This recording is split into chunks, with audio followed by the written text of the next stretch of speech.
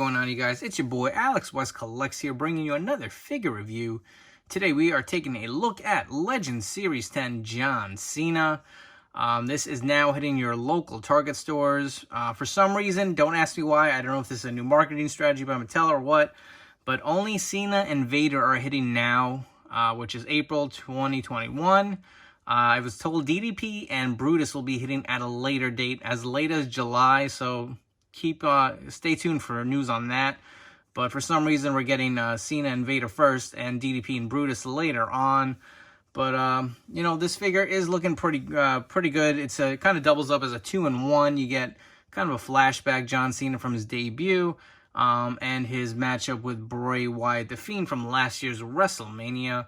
But you know, taking a look at the figure in the packaging, does look great. The usual Legend style box. You get an image of John Cena on the sides. And on the back, mine was a little dinged up. This was the only one left on shelves. You get the read-up on Cena, as well as the other figures in the wave. Let's come back and get this guy out of the packaging. And here we have John Cena out of the packaging. And, you know, this figure is kind of a re-release. We did get I think it was a Network Spotlight figure from Toys R Us a while back. He had the red and black shorts and boots. So this kind of is a repaint. Obviously, they've plussed them up. You do get some interchangeable hands and heads, which is definitely nice. I do think these newer Elites coming out are kind of replacing all the older ones I have. So getting right into the accessories, he does come with a bunch of interchangeable hands. So you do get 2 fisted hands, as well as a mic holding hand, and the open 5 knuckle shuffle hand. You do get a Mr. McMahon puppet, and this, just to note, is different from the one we got with the ringside Bray. The ringside Bray, the coat is a little bit of a different shade, or the vest, and he doesn't have the logo as the one with John Cena. Has the WWE logo on the right corner, but I think the face looks the same. Quick close-up, one more look at it. I feel like this one, the ringside one, seems to be painted a little more. I wonder if it's just mine, but this one looks a little sloppier. As well, you do get the 2 interchangeable heads. So you get the debut Cena, and you get the current Cena, as well as a microphone. So he does come with a nice, good amount of accessories with this figure. And, you know, taking a look at the shorts, you got the nice orange and blue, kind of the New York Mets or Knicks colors. Blue knee pads, the orange and blue boots. Looks very nice. You get the blue wrist tape. Do like that. And if you want to get a look at how the figure looks with the other head, pop that off.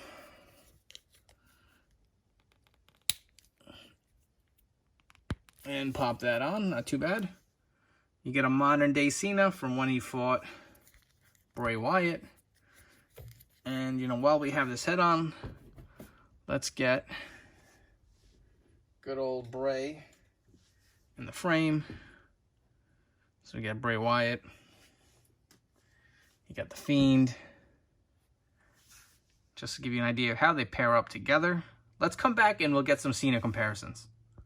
And getting into some comparisons, so I unfortunately no longer have the Network Spotlight John Cena. That was converted into an Elite Scott Steiner, which is on my NWO display. But, you know, I do have a few, so we will go through some comparisons and just give you an idea how this guy stacks up against other Cenas and other eras. So, one of the more current ones we got, this is the Elite 76 figure, based off of his WrestleMania appearance. And just to note real quick, this scan on the Elite 76 and the Legends 10 are identical. It's even the same shade of brown. So that was a reused head that we have seen in the past. I also do have, which was my favorite for the longest, the Defining Moments John Cena. I did swap the head and the arms out. Was trying to go for a custom to go off of like a one-night stand Cena when he fought RVD. But nonetheless, that is the Defining Moments figure. And moving the Elite 76 out of the way, one of my more favorite ones, the Elite 34. Do really like those camel shorts. You know, just a different attire. Kind of pops a little more. And what I think is probably my favorite Cena, if you only need one, the Ultimate Edition Series 5 figure looks great. Definitely highly recommend that one if you haven't gotten it. And, you know, just some final thoughts on the Cena. Do you really need it? Probably not. I mean, unless you're a Cena completist or just a completist in general. I mean, it is a great figure, not to knock it. It does come with a lot of great accessories. And it is an era that we've only seen now 2 figures of. So really the, first kind of debut of John Cena. But I think this will be plentiful on shelves. Unfortunately, I was not able to grab Vader from this series, who is also hitting with this figure.